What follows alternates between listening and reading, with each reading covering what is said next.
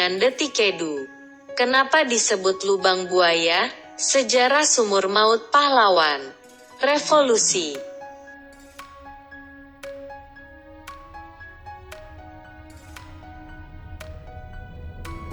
Lokasi lubang buaya tentunya langsung mengingatkan kita dengan peristiwa bersejarah G30 SPKI.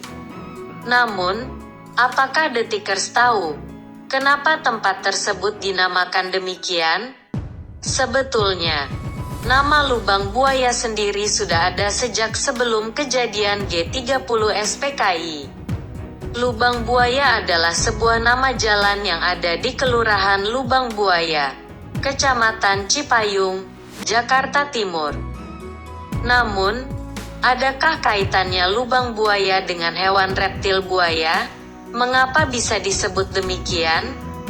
Di Panjaitan, profil dan kisah perjuangan yang berakhir di lubang buaya. Asalnya disebut lubang buaya. Ada kajian yang ditulis oleh Akila Afifadiyah Rahman dengan judul Menyelidiki Sejarah Penamaan Jalan Lubang Buaya dan Kaitannya dengan Peristiwa G30S. Artikel ini diterbitkan dalam jurnal Local History dan Heritage. Dalam penelitian itu dikatakan, asal mula lubang buaya adalah nama sebuah jalan sekaligus kelurahan yang ada di Kecamatan Cipayung, Jakarta Timur. Di daerah itu dulunya ada sungai Fang dipenuhi hewan buafa mata saja. Ada pula buaya tak kasat mata, yaitu siluman buaya putih. Buaya sakti tersebut dapat diatasi oleh seorang ulama bernama Pangeran Syarif atau Datok Banjir. Maka sejak itu daerah tersebut diberi nama Lubang Buaya. Selanjutnya, para warga yang ada di Lubang Buaya juga memanggil Pangeran Syarif sebagai Datok Banjir.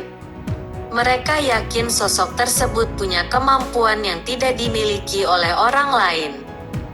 Narasumber yang ada dalam penelitian ini menyebutkan, dulu pasukan Belanda yang mau nguasain daerah sini tidak berhasil berkat doa yang dipanjatkan beliau.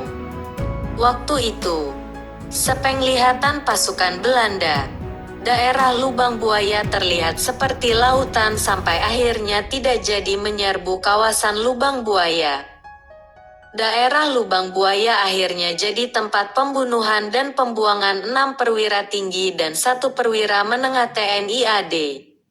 Mereka adalah Letjen Ahmad Yani, Maijen MT Haryono, Maijen S. Parman, Maijen R. Suprapto, Brigjen di Panjaitan, Brigjen Sutoyo Siswomiharjo, dan Letu Pierre Tendean. Jenderal Ahmad Yani, pahlawan revolusi penumpas pemberontakan DITII. Kondisi desa Lubang Buaya pada 1965.